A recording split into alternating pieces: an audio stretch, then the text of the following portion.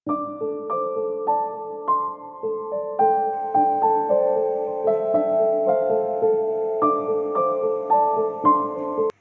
Hello എല്ലാവർക്കും പുതിയൊരു വീഡിയോയിലേക്ക് സ്വാഗതം. അപ്പോൾ ഇന്ന് നമ്മൾ ഉണ്ടാക്കാനായിട്ട് പോകുന്നത് ചിക്കൻ മന്തിയാണ് കേട്ടോ. അപ്പോൾ അതിന് വേണ്ടിയിട്ട് ഞാൻ എടുത്തിട്ടുള്ളത് ഒരു 3 കിലോൻ്റെ അടുത്ത് വരുന്ന ചിക്കനാണ്. സോ ഇതിലേക്ക് വേണ്ടിയിട്ടുള്ള മാഗ്നേഷൻ ബാക്കി കാര്യങ്ങളൊക്കെ നോക്കാം. ഫസ്റ്റ് ഓഫ് ഓൾ നമുക്ക് ഇതുപോലെ ഒരു ഫോർക്കോ കത്തിയോ ഉപയോഗിച്ചിട്ട് ഈ ചിക്കനൊക്കെ ഉണ്ടല്ലോ ഇങ്ങനെ കുത്തി കുത്തി കൊടുക്കാം കേട്ടോ. കാരണം നമ്മൾ മാഗ്നേറ്റ് ചെയ്യുന്ന സമയത്ത് അത് മസാലകളൊക്കെ അതിൽ നന്നായിട്ട് പിടിക്കാൻ വേണ്ടിയിട്ടാണ്. ഇതുപോലെ നന്നായിട്ട് എല്ലാ ഭാഗത്തും ഇതുപോലെ ഡോട്ടിട്ട് കൊടുക്കണം. ഡോട്ടിട്ട് കഴിഞ്ഞതിന് ശേഷം ഇനി നമ്മളിതിൻ്റെ ബാക്കി മസാല കാര്യങ്ങളൊക്കെയാണ് നോക്കുന്നത്. സോ 2 ടേബിൾ സ്പൂൺ ചെറിയ ജീരകം ഇട്ട് കൊടുക്കുക. നിങ്ങൾക്ക് ചിക്കൻ കൂടുതലാണെങ്കിൽ ഈ പറഞ്ഞ അളവിനേക്കാൾ കൂടുതലായിട്ട് നിങ്ങൾ ഇട്ടാൽ മതി. 2 ടീസ്പൂൺ ചെറിയ ജീരകം, പിന്നെ 2 ടീസ്പൂൺ മല്ലി, ഹോൾ മല്ലി, അതായത് പൊടിക്കാത്ത മല്ലി അങ്ങനെ ഇട്ട് കൊടുക്കുകയാണ്. ഇതിന് പകരം നിങ്ങൾക്ക് കുരുമുളക് യൂസ് ചെയ്യാവുന്നതാണ്. ഇനി 2 ടേബിൾ സ്പൂൺ കുരുമുളക് പൊടി നന്നായിട്ട് ചേർത്ത് കൊടുക്കുന്നുണ്ട്. ഇനി അതിന് ശേഷം നമ്മളിതിലേക്ക് ചേർത്ത് കൊടുക്കാൻ പോകുന്നത് 2 വലിയ ക്യാപ്സിക്കമാണ്. ഇത് പച്ച ക്യാപ്സിക്കമാണ് ഞാൻ എടുത്തിട്ടുള്ളത്. നിങ്ങൾക്ക് ഏതെടുക്കാനും കുഴപ്പമില്ല കേട്ടോ. സോ 2 എണ്ണം ഈ ഒരു അളവിന് 2 എണ്ണമാണ് എടുത്തിട്ടുള്ളത്. ഇനി ഒരു പിടി മല്ലിയിലയും പുതിനയിലയാണ്. ഇതിൽ കൂടാൻ പാടില്ല. മന്തിയിൽ ആരും മല്ലിയില ചേർക്കാറില്ല. എന്നാൽ ഇത് ടേസ്റ്റ് നോക്കാം കേട്ടോ. ഇത് ചെയ്ത് കഴിഞ്ഞിട്ട് ഉഗ്രം ടേസ്റ്റ് ആയിരിക്കും. പിന്നെ അതിന് ശേഷം നമ്മൾ ചെറിയ രീതിയിലൊരു കളർ ചെയ്ത് കൊടുക്കുന്നുണ്ട്. നിങ്ങൾക്ക് ഇഷ്ടമുണ്ടെങ്കിൽ മാത്രം ചേർത്താൽ മതി, അല്ലെങ്കിൽ കുറച്ച് മഞ്ഞൾപ്പൊടി കലക്കിയിട്ട് ഇട്ട് കൊടുത്താൽ മതി കേട്ടോ. ഇനി നമ്മളിതിൻ്റെ മാഗിയുടെ ചിക്കൻ ക്യൂബ്സാണ് യൂസ് ചെയ്യുന്നത്. സോ 2 എണ്ണം ഞാൻ എടുത്തിട്ടുണ്ട് കേട്ടോ. അതിൽ ഒരു പാക്കറ്റിൽ നിന്ന് 2 കഷ്ണവും പിന്നെ ഒരു പാക്കറ്റിൽ നിന്ന് ഒരു പകുതി എടുത്തിട്ട് ഇത് നന്നായിട്ടൊന്ന് കൈ വെച്ചിട്ട് ഇതുപോലെ ചെറിയ ചെറിയ കഷ്ണങ്ങളാക്കി ഇതിലിട്ട് കൊടുക്കുന്നുണ്ട്. അപ്പോൾ ഈ ഒരു ചിക്കൻ ക്യൂബ് ഇട്ട് കൊടുക്കുന്നതുകൊണ്ട് തന്നെ ഞാൻ ഉപ്പൊന്നും ഇതിലിട്ട് കൊടുക്കുന്നില്ല കേട്ടോ. ഇതിൽ അത്യാവശ്യത്തിനുള്ള ഉപ്പുണ്ടാവും.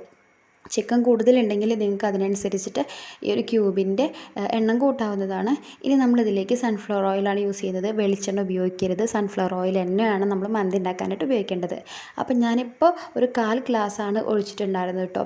നമുക്ക് മാഗ്നേറ്റ് ചെയ്തിട്ട് നോക്കി നോക്കാം എത്രത്തോളം എണ്ണ വേണം എന്നുള്ളത്. ഈ ഒരു എണ്ണയിൽ കിടന്നിട്ടാണ് ഈ ഒരു ചിക്കൻ വെന്ത് വരേണ്ടത് കേട്ടോ. അപ്പോൾ അതിന് വേണ്ടിയിട്ട് അപ്പോൾ ഇതുപോലെ അത്യാവശ്യം വിസ്താരമുള്ളൊരു പാത്രം തന്നെ എടുക്കുക. ചിക്കൻ മുകളിൽ വെക്കാതെ ഒക്കെ നിരത്തി വെക്കുക. ഇതുപോലെ വെക്കാൻ പാകത്തിലുള്ളൊരു പാത്രം എടുക്കണം. പിന്നെ ഞാൻ എണ്ണ കുറവായതുകൊണ്ട് തന്നെ കുറച്ചുകൂടി എണ്ണ ആഡ് ചെയ്തിട്ടുണ്ട് കേട്ടോ. ഇനി നമുക്ക് റൈസിനുള്ള പരിപാടി നോക്കാം. ഇത് ഇന്ത്യൻ ഗേറ്റിൻ്റെ റൈസാണ്. ഞാനിത് 1.5 കിലോ റൈസാണ് എടുത്തിട്ടുള്ളത്. അപ്പോൾ ഇത് 1 മണിക്കൂർ നമ്മൾ നന്നായിട്ടൊന്ന് കഴുകി കുതിർത്ത് വെച്ചതാണ്. 1 മണിക്കൂറിന് ശേഷം നമുക്ക് നോക്കി നോക്കാം. ഈ റൈസ് നന്നായിട്ടൊന്ന് പൊന്തിയൊക്കെ വന്നിട്ടുണ്ടാവും കേട്ടോ. അപ്പോൾ ഇതെന്തായാലും നമുക്ക് നന്നായി വൃത്തിയായി കഴുകിയിട്ട് റെസ്റ്റ് ചെയ്യാൻ വെക്കാം.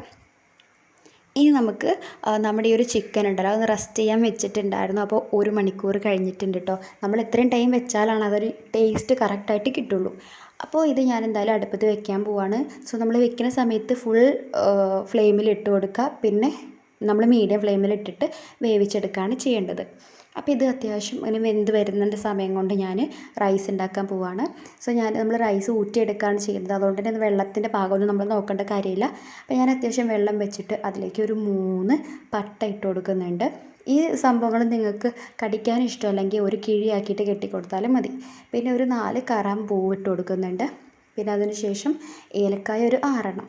ഓക്കെ, അപ്പോൾ ഇത്രയും സംഭവങ്ങൾ ഇട്ട് കൊടുക്കുന്നുണ്ട്. പിന്നെ നമ്മുടെ കറുത്ത നാരങ്ങയാണ്. ഇത് ഒഴിവാക്കാൻ പറ്റാത്ത സാധനമാണ്. ഇതിട്ട് കൊടുക്കുക കേട്ടോ. ഇല്ലാത്തവർ പച്ചനാരങ്ങയുടെ തൊലി ചെറുതായിട്ടൊന്ന് ഗ്രേറ്റ് ചെയ്തിട്ട് കൊടുത്താൽ മതി. പിന്നെ നമ്മുടെ റൈസിന് ചെറിയൊരു ടേസ്റ്റ് കിട്ടാൻ വേണ്ടിയിട്ട് നമ്മൾ മാറ്റി വെച്ച ഒരു ക്യൂബ് ഉണ്ടായിരുന്നല്ലോ പകുതി, അത് നമ്മളിതിൽ ഇട്ട് കൊടുക്കുകയാണ് കേട്ടോ. ഇതുകൂടി ഇട്ട് കൊടുക്കുമ്പോൾ നമ്മുടെ ആ റൈസിന് ഒരു നല്ലൊരു സ്മെല്ല് കിട്ടും.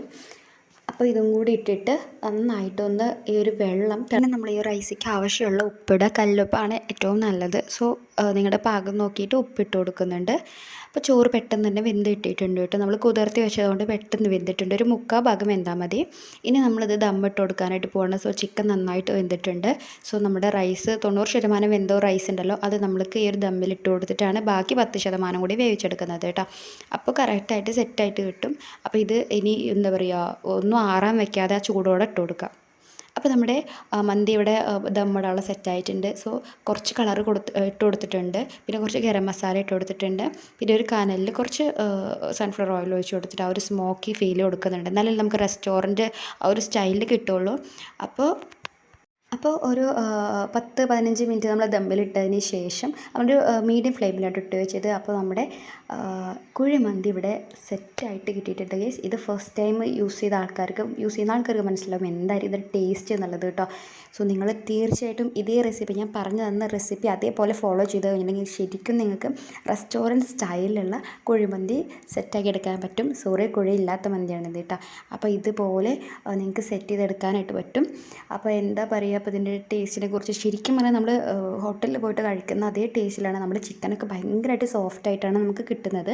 പിന്നെ ഇതിൻ്റെ കൂടെ ഞാൻ മയോണൈസ് ഉണ്ടാക്കിയിട്ടുണ്ടായിരുന്നു, കൂടെ തക്കാളി ചട്നിയും. പിന്നെ എൻ്റെ ചാനൽ ഇഷ്ടപ്പെട്ട സബ്സ്ക്രൈബ് ചെയ്യേണ്ട, ലൈക്ക് ചെയ്യാറുണ്ട്, ഷെയർ ചെയ്യാറുണ്ട് മറക്കരുത്. അപ്പോൾ നമുക്ക് അടുത്തൊരു അടിപൊളി വീഡിയോ വീണ്ടും കാണാം.